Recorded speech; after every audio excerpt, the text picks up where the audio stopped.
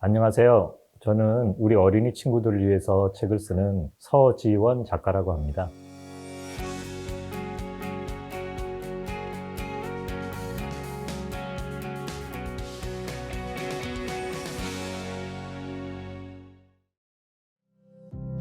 저는 초등학교 2학년쯤에 글을 쓰는 사람이 되어야 되겠다는 생각을 했어요. 어떻게 그렇게 어린 나이에 자기가 작가가 되겠다는 이런 꿈을 꾸게 되었느냐, 이런 질문도 많이 받는데, 이상하게 그림을 그리거나 음악을 하거나 이럴 때보다도 글을 쓰면 제가 굉장히 그것에 대해서 제 자신이 막 몰입하고 정신없이 글을 쓰는 나 자신을 보면서 굉장히 재밌는 일이다라는 생각이 들었어요. 제가 지금까지 써온 책들은, 저는 동화책도 좀 써왔지만 수학책, 과학책, 그다음에 사회책, 국어책, 이런 책들을 많이 써왔어요. 저는 이제 다른 작가들하고 조금 다르게 제가 글을 쓰는 이유가 있어요. 그 이유는 무엇이냐면, 작가는 우리 사회에 사회적 책임감을 갖고 있는 메시지를 전달해주는 역할을 하는 사람이라고 저는 생각을 합니다. 그래서 저는 우리 어린 친구들이 가장 큰 고민 중에 하나가 무엇이겠습니까? 우리 어린이 친구들이 가장 큰 소원은 또 무엇이겠어요? 그 추석날 보름달을 보면서 우리나라 어린이 친구들이 가장 큰 소원을 비는 것이 무엇이냐면, 공부 잘하게 해주세요예요. 잘 생각해보면 이런 친구가 있었어요. 과학을 굉장히 좋아하는 친구였는데, 학교에 들어가면서 과학이라는 과목을 본격적으로 배우기 시작하면서 과학이 싫어지는 거예요. 그 이유가 무엇이냐면, 저는 여러분 어린 친구들 여러분의 문제라고 생각을 하지 않습니다. 사실은 우리가 수학을 싫어하고 과학을 싫어하게 되는 이유 중에 하나의 가장 큰 원인 중에 하나는 경쟁과 평가에 있어요. 우리 어린이들을 끊임없이 경쟁시키고 다른 아이들하고 비교하고 우리 친구들한테 계속해서 평가하잖아요. 이런 것들이 우리가 좋아할 마음이 생겼어도 결국엔 싫어지게 만든다는 것이죠. 그래서 나는 과학자가 되고 싶은데 수학을 못해서 과학자가 되지 못하겠어.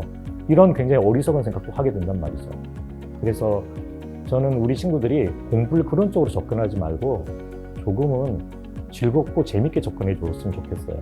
보통 아이들보다도 자기는 좀 느리게 공부하는 친구들도 있어요. 그렇다고 해서 그 친구가 지능이나 여러 가지 다른 면이 떨어지는 건 아니에요. 단지 학습이 좀 느릴 뿐이에요.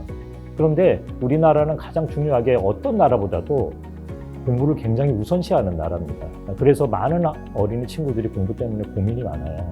그래서 제가 수학이든 과학이든 사회든 국어든 우리 친구들이 굉장히 즐겁고 재밌게 공부를 했으면 좋겠다는 생각에 그런 쪽에 관련된 책을 가능하면 굉장히 재밌게 쓰려고 노력하고 있고, 그런 쪽으로 책을 많이 쓰고 있습니다. 우리 어린 친구들이 그런 질문도 많이 해요. 제가 그림도 그리고 글도 쓰고, 어떤 친구는 제가 인쇄까지 하는 줄 알더라고요. 제가 공장에 가서 인쇄까지 해가지고 우리 친구들한테 갖다 주는 줄 알고 있더라고요. 근데 그건 아니고, 저는 저 책을 만드는 것에 아주 일부분을 했을 뿐이에요. 실제로는 저 책에 어떤 책이든지 판권이라는 것이 있어요. 책을 열어보면 그 판권을 보면 저 책을 만든 사람들이 정말 많다라는 것을 알 수 있습니다. 우리가 영화를 보면 영화 제일 뒤에 이렇게 자막이 타이틀이 올라가잖아요. 거기에 영화를 만든 사람들 이름들이 쭉 올라가듯이 하나의 책이 완성될 때 정말 많은 사람들이 그 책을 위해서 일을 합니다. 근데 저는 이제 저기서 글만 쓰는 역할을 했고, 또 저 책을 편집하는 편집자분이라는 분들이 계시고, 그림을 그리는 그림 작가분이 계시고, 저 책을 또 디자인하는 디자이너분이 계시고, 굉장히 많은 분들이 저 책 한 권을 위해서 일을 해요. 그래서 그 단계별로 책이 완성되는 것입니다.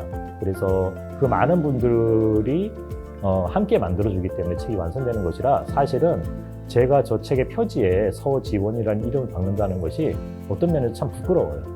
왜냐하면 저보다 훨씬 많은 일을 하신 분들도 참 많은데, 제가 그냥 대표로 저 이름을 그냥 저기다가 이렇게 넣은 것 뿐이에요. 그래서 우리 친구들이 한 책을 볼 때 그 책에 숨은 많은 인물들이 저 책을 함께 완성한다. 이렇게 우리 친구들이 생각해 줬으면 좋겠어요. 이 책은 속담책입니다. 여기 보면 황룡이라고 나와요. 이 황룡이라고 나왔는데, 이 황룡의 주인공 이름은 우리 동네에 황룡이 있어가지고, 황룡산이 있어요. 우리 동네에 황룡산이 있고, 거기 황룡초등학교, 그 앞에 황룡 어린이공원도 있습니다. 그래서 황룡이라는 이름으로 주인공을 지었는데, 이 황룡 같은 경우는 처음에는 황룡도 없었고 뭐 소림사 18동 이런 거 전혀 없었고 그냥 속담을 재밌게 가르쳐 주려면 그러면 속담 속에 동물과 관련된 속담을 사용하고 동물에 관련된 속담을 재밌게 알려주려면 우리 친구들한테 무술 같은 걸로 알려주면 우리 친구들이 재밌지 않을까 동작으로 이렇게 처음에는 아주 간단한 모티브, 간단한 발상에서 시작을 했습니다. 근데 더 재밌게 한번 우리 친구들이 이 책을 읽으면 속담을 한번 영영 잊지 않고 평생 동안 쓸 수 있게끔 만들어주려면 어떻게 해야 될까라는 것을 고민을 많이 하게 되었어요. 그러면서 우리 친구들이 악당을 물리치면서 속담을 동작으로 배우면 평생 동안 잊어버리진 않겠다. 이런 생각이 들어서 무술과 속담을 연결했어요. 우리 친구들한테 들려주고 싶은 얘기 중에 하나가 학습이라는 단어에 대해서 좀 정확하게 우리가 알아야 된다는 생각이 들어요. 우리나라 학교에서는 대부분 학습에서 학에 되게 집중해요. 학이라는 건 무엇이냐면 머리로 배운다는 뜻이에요. 습은 뭐냐면 몸으로 익힌다는 뜻이거든요. 학습이라는 말의 실제적인 뜻은 머리로 배우고 몸으로 익힌다는 뜻입니다. 근데 사람에게 기억이 가장 오래 남는 것은 무엇이냐면 머리로만 공부를 하는 것이 아니라 몸으로 공부하는 것이 진짜 기억이 오래 남아요. 그래서 우리 친구들이 교구 같은 것도 많이 만지고 또 교구를 이용해서 여러 가지 활동도 많이 하잖아요. 그래서 몸으로 익히는 것입니다. 속담을 학습하려면 몸으로 속담을 배워야 된다. 그래서 몸으로 속담을 배우면 여러분들이 아마 평생 동안 잊지 않고 굉장히 재밌고 즐겁게 속담을 배울 수 있지 않을까 이런 생각이 들어서 이런 재밌는 구성을 하게 되었어요. 저 책도 왜 하필 무술이냐? 무술이 재밌잖아요. 저거는 일종의 실제로 막 액션이 막 오가는 그런 것이 아니라 그냥 굉장히 즐거운 놀이 판타지예요. 그냥 놀이 판타지 속에서 우리 친구들이 국어 공부를 어렵지 않게 접근해 주었으면 좋겠다. 이런 어떤 마음으로 책을 썼습니다. 속담을 우리가 일상적으로 다른 친구들하고 대화하면서 속담을 이렇게 쓰잖아요. 일단은 멋있어 보여요. 우리 친구들이 사자성어나 속담이나 이런 거를 이제 대화 속에서 녹여서 이렇게 쓰면은 사람이 일단 멋있어 보여요. 속담을 또 알게 되면 그 속담 속에 숨어 있는 여러 가지 그 어른들이 갖고 있는 세상에 대한 생각, 사회에 대한 생각 같은 것들을 읽을 수가 있어요. 세상의 이치라는 것이 이런 것이구나. 사회의 이치라는 것이 이런 것이구나. 어른들은 이렇게 세상을 생각하고 있구나. 라는 것들을 알 수가 있어요. 한 가지 속담 뜻을 통해서 여러 가지 세상의 단면들을 볼 수가 있다. 그래서 여러분들이 속담이라는 건 국어 공부뿐만 아니라 사회 공부, 다른 공부들도 될 수 있다. 저는 이렇게 말씀드리고 싶어요. 실제로 속담이 굉장히 많지만 속담을 사용하는 사람들이 점점 줄어들면서 속담이 점점 사라지고 있어요. 속담이 사라진다는 것은 그만큼 사회에 대한 이치, 세상에 대한 이치를 가르쳐주는 부분들이 쉽게 가르쳐줄 수 있는 부분들이 사라지고 있다는 뜻이지 않습니까? 그러니까 우리 친구들이 속담책을 통해서 속담을 배우면서 세상을 배우고 사회의 이치를 배우고 그것을 잊어버리지 않게 몸으로 익혀주고 그랬으면 참 좋겠습니다. 작가가 되려면 일단은 지저분한 얘기 먼저 할게요. 지저분한 얘기를 하면 잊어버리지 않잖아요. 우리 친구들이 똥을 많이 싸려면 어떻게 해야 되죠? 화장실에 가서 똥을 많이 싸요.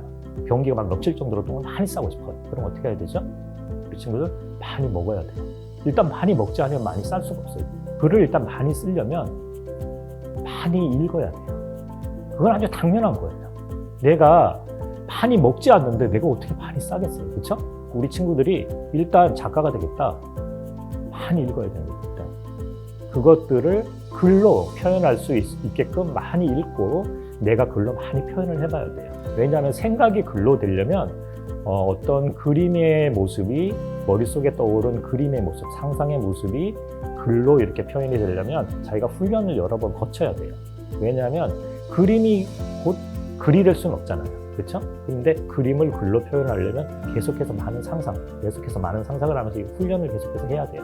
훈련을 하다 보면 어느 순간에는 생각하는 그 무엇들이 전부 다 글로 이렇게 탁 코딩돼요. 그런 순간들이 와요. 그런데 그런 과정들을 거치고 그리고 굉장히 자연스럽게 자신의 감정들을 표현할 수 있는 그런 단계가 오면 그 다음부터는 그냥 작가라고 해도 돼요. 나는 작가야 이렇게 얘기하고 다니세요. 그냥 블로그에다 올리고 자기의 어떤 여러 가지 SNS에도 글을 올리고 그러면 됩니다. 그럼 작가예요.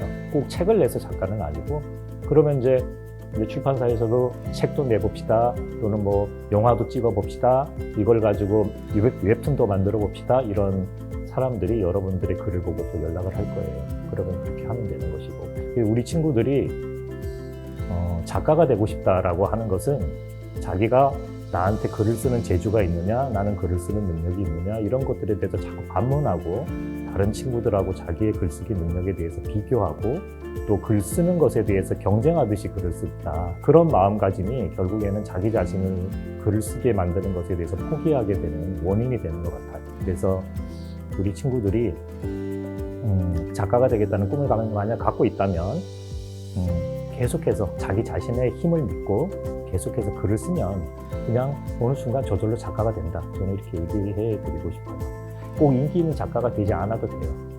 그냥 열심히 글을 쓰고 자신의 감정을 그 안에다가 솔직하게 표현하면 자신의 인생들이 그 안에서 고스란히 담아서 굉장히 중요하고 소중한 인생의 가치를 남길 수 있을 것이라고 생각됩니다. 조심해. 수다도사가 오고 있어. 앞으로 황룡의 모험을 기대해 주세요. 멋진 무술도 많이 배워주세요, 친구들. 감사합니다.